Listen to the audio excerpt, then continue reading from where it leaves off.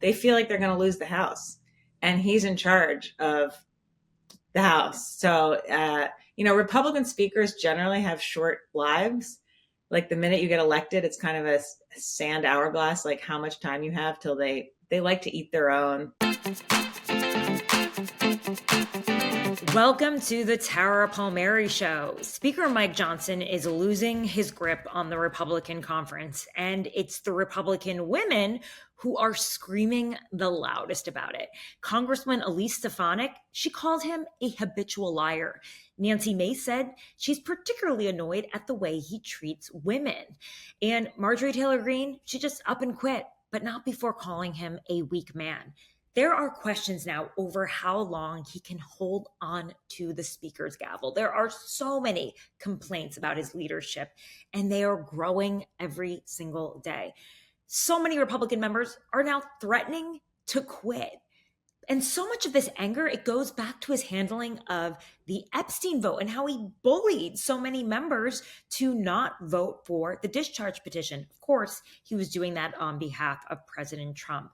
So to discuss all of this and more, the complaints, the who else, if not the Speaker Mike Johnson, and the Trump and Epstein of it all, I have New York Times' Capitol Hill correspondent Annie Karni on the show. She has a recent piece called Republican Anger Erupts at Johnson as Party Frets About the Future that everyone is forwarding around the Capitol. So I wanted you to get the inside scoop, what everyone is really saying about Speaker Johnson and his leadership. Take a listen here. It's an interesting one. Annie, thanks so much for joining the show. It's actually a very big treat for me to have you on as my former colleague twice. I know, we worked together at the New York Post when we were in our 20s, and then Politico in our 30s. Now you're at the New York Times covering the Hill.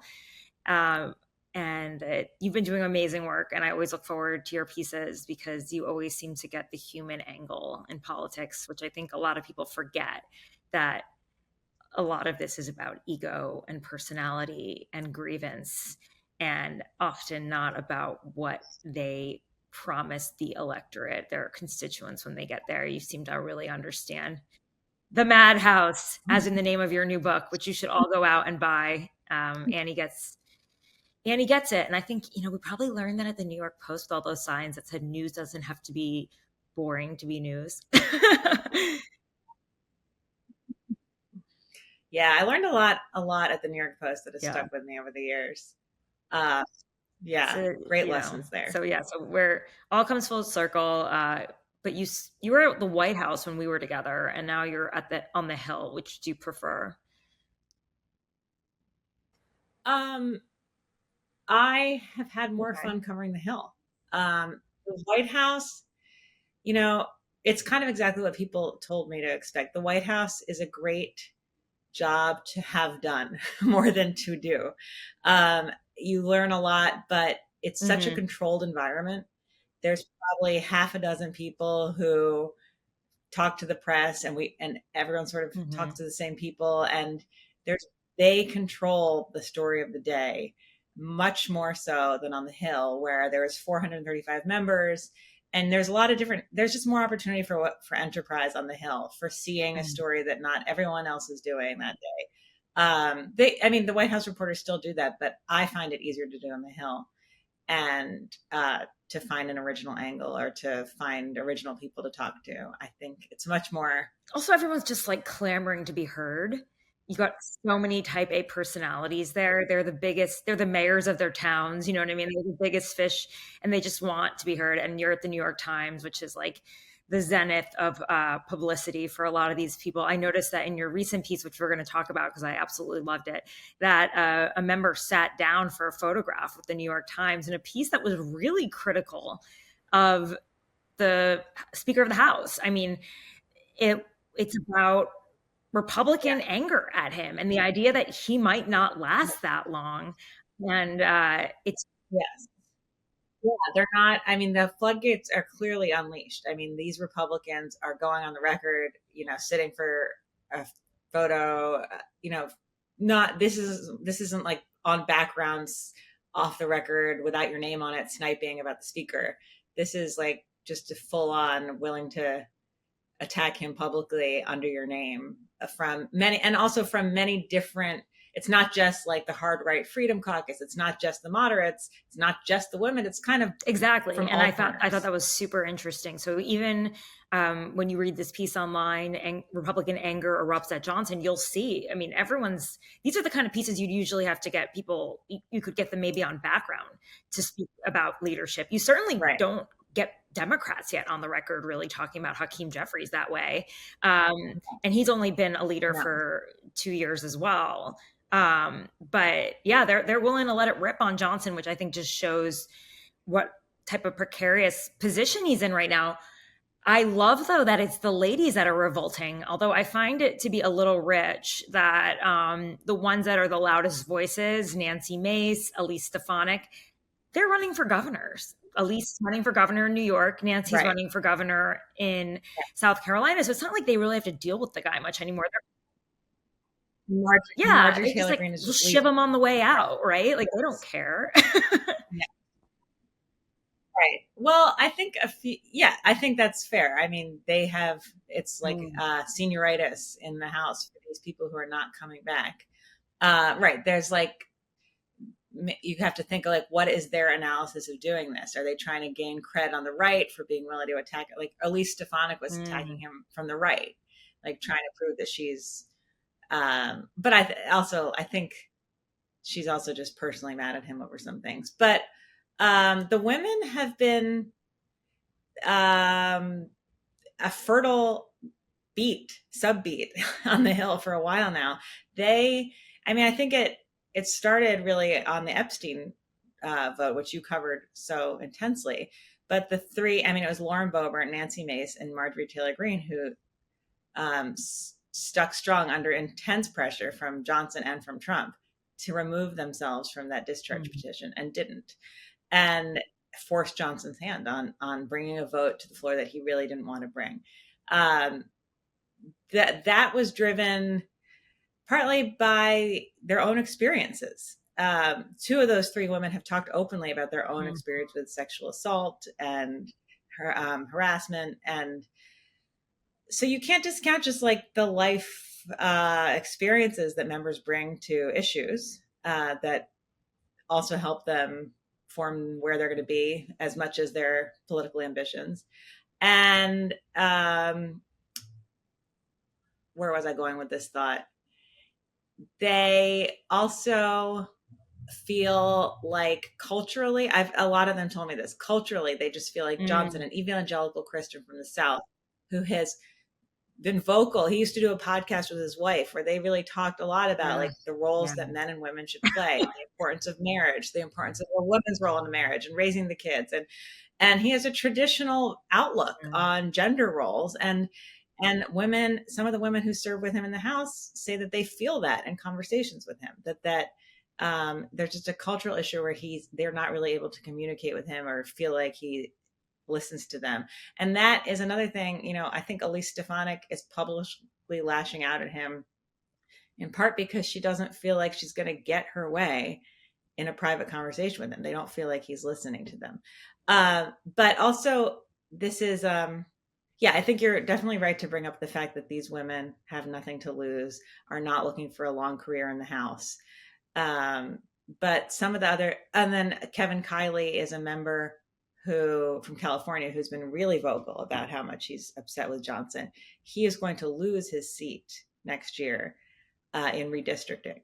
Yeah. I want to get back to this whole idea of the evangelical Mike Johnson and his views on women, because you put this in your piece. For example, he said in a recent interview that women weren't able to compartmentalize their thoughts, and that the member who he would trust most to cook him a Thanksgiving dinner was Representative Lisa McClain.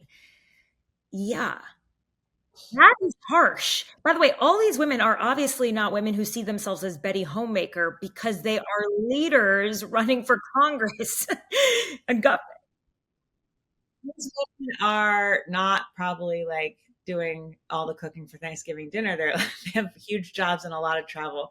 But no, that was on Katie Miller's podcast. Oh God, that podcast. He and his wife were both said that men and women's brains are just differently. They compared men's brains to waffles that have little compartments for different thoughts, and women's brains to like a bowl of spaghetti and meatballs. He's saying they're messy. He's saying they're messy and they're unable to contain their emotions. Well, and so his wife made the spaghetti and the waffle comparison, and he agreed with it. And then Katie Miller and Mike Johnson's wife Kelly were talking about how they can't turn off their brains at night. They will have ruminating thoughts all night if they're stressed about something. And Mike Johnson was like, "See, that's because your brains are different." Like, that's such bullshit. Okay, first of all, I sleep like a baby, and I know men that stay up all night. Right. I think women are actually fairly good at compartmentalizing, but it's whatever. And then the Thanksgiving dinner thing, he was asked by Katie, which member would you trust to cook you Thanksgiving dinner? So it was kind of, I mean, I don't, he said Lisa McClain. The Lisa McClain thing was brought up to me by two members who noticed it and just thought like, of course he picked a woman when asked about a cooking question. But I don't know if it was kind of like a throwaway question in an interview, kind of a silly question. I don't know that he put so much thought into naming Lisa, but it stuck out to some of the women members that he chose the only woman in leadership in the House as the one he would want the to cook only him one Thanksgiving woman dinner. in leadership, by the way. One woman in leadership was the one he named. So I stuck that in the story just because I noticed it when I listened to the podcast, kind of like, oh, but I didn't make too much of it. But when it was brought up to me by a few female members, that makes sense. I put it in the story because it's so interesting to me, though. Like to me, it seems like hypocrisy because a lot of these women sound to me like feminists. I hate to say it. They would hate. Elise Stefanik would probably jump out of her skin if I said to her, "You're a feminist. You are a Harvard graduate. You are running for governor in New York. You are like, you believe in equal rights for women and men. You wouldn't be running against a man, you know, it's right. or well, she's running against a woman, right. Kathy Hochul, but still she has run against right. men in her life. If she didn't think she was equal or if not better than those people. Oh yeah, no, I think Elise Stefanik has a healthy ego. I think she thinks she's smarter than most of her colleagues, and this is always an issue for women with conservative values who are ambitious and career driven, right? Like Elise Stefanik, you know, she wanted to be picked for Trump's vice president, which means she looks in the mirror and maybe thinks I could be president one day. That's a healthy ego, and that's a healthy, that's a professional driven person. And but with conservatives, you know, you also are like conservative values sometimes lead to infringing upon women's rights. And being, you know, so that's like a tension for conservative political women, for sure, the values that they espouse and what their own ambitions. But I'd say that, you know, I wrote a profile of Marjorie Taylor Greene a little before she completely broke with her party. And Brian Glenn, her boyfriend, I quoted him in the story calling her a modern day feminist. Yeah. But yeah, I would say that the women right now with Johnson, it's certainly them leading the charge. They're kind of not afraid to break with him, but it's indicative of a larger overarching frustration and depression with his leadership and with how the House is doing. I think that's largely driven by the fact that they feel like they're going to lose the House and he's in charge of the House. So, you know, Republican speakers generally have short lives. Like the minute you get elected, it's kind of a sand hourglass, like how much time you have till they like to eat their own. They get rid of their leaders fairly quickly. And I think that we've really, since they came back from the 8-week break that Johnson put them on during the shutdown, because of the Epstein, we've seen just like boil. Yeah, because of the Epstein vote. Which means he's just a tool of Trump. You wrote this in one of your pieces, by the way, which I loved.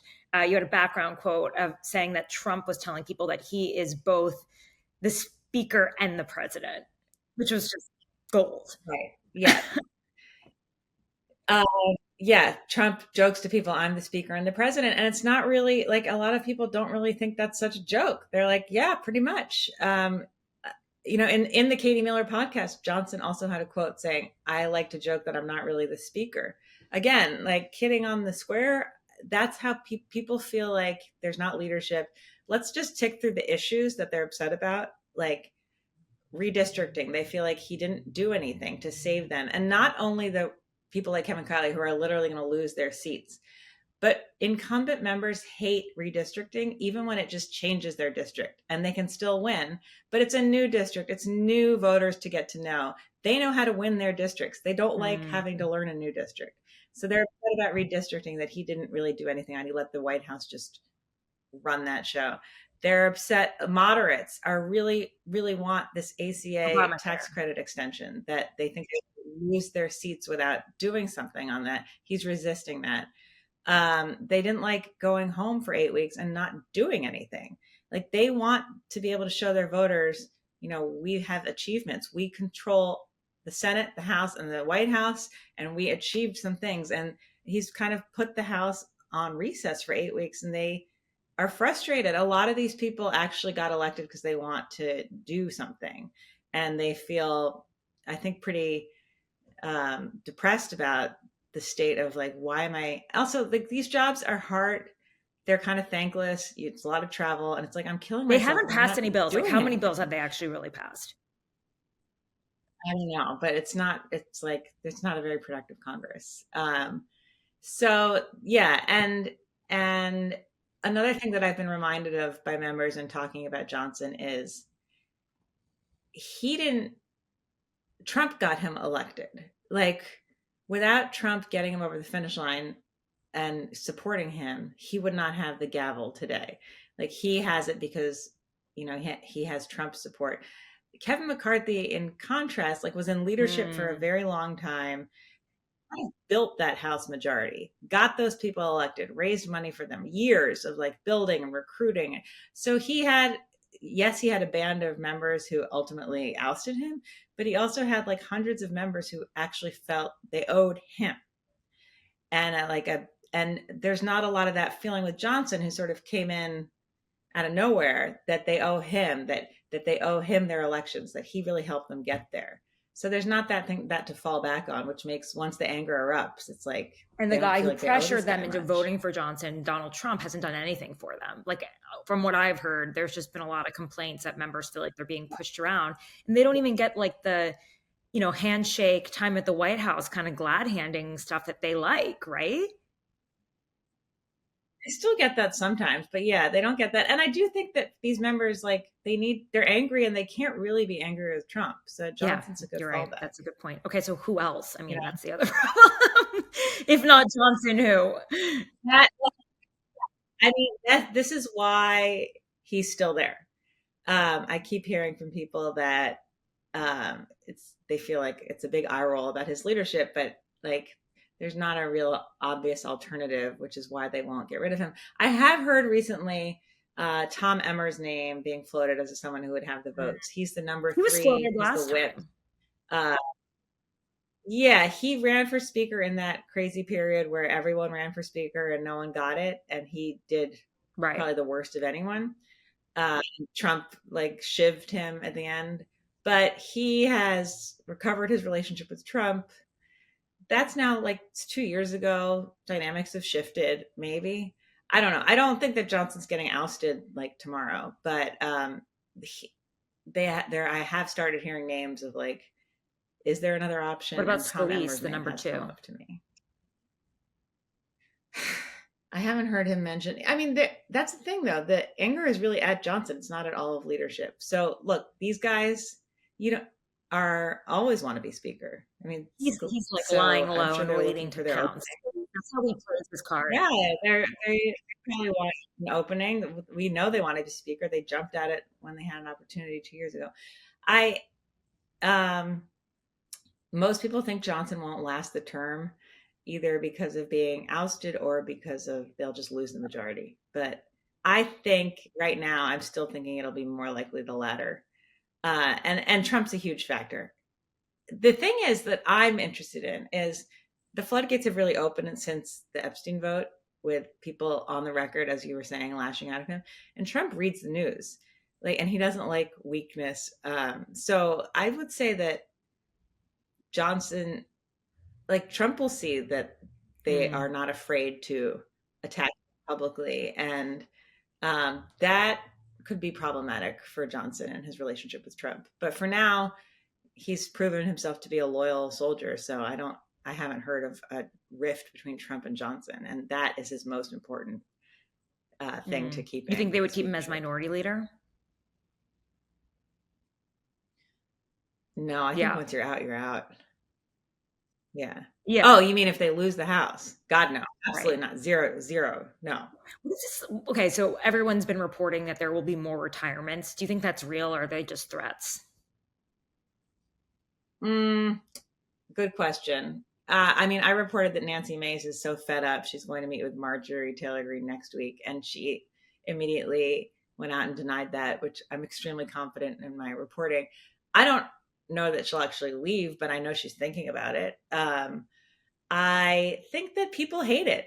They're really upset. There'll be huge pressure to avoid that because they have such a slim majority. They can't lose many people, and it's extremely unusual to leave midterm if it's not for a sickness or for like you kind of owe it to Yeah. your voters to finish out your term. It's like what Green did was like really shocking. Um, I don't know. I know that a lot of people want to. I know that the place runs on vibes if it becomes like acceptable to do, maybe, but I have a feeling I think we have to just wait and see. I think there'll be so much pressure for them not to do that and risk losing a Is the majority White House early. doing anything about this? Yeah, Are they at least trying to keep these members happier and not retiring? that's a good question. You know, not recently, not on any recent vote. There was earlier this year, they did a lot of bringing members into the Oval, photos, Mm, signed merch, like all the things that help keep members happy and like they can send the photos back to mm, their districts. And um, Trump will call, like members brag, he calls mm. me by my first name. But there hasn't been, they were pressuring the people to get off the Epstein petition, but they haven't been like working them on a big vote recently because they've been gone Yeah. for so long. Um, so no, I haven't heard a big charm offensive. Maybe it's what's needed. There Yeah. hasn't They been need to one in a win. while. How much destruction has the Epstein vote caused to the Republican caucus? Well, I think they were saved. I mean, it was going to be a horrible vote, which is why they were doing everything in their Mm, power to avoid having it. Um, that was going to be a disaster, like making them choose between crossing Trump or letting down their voters.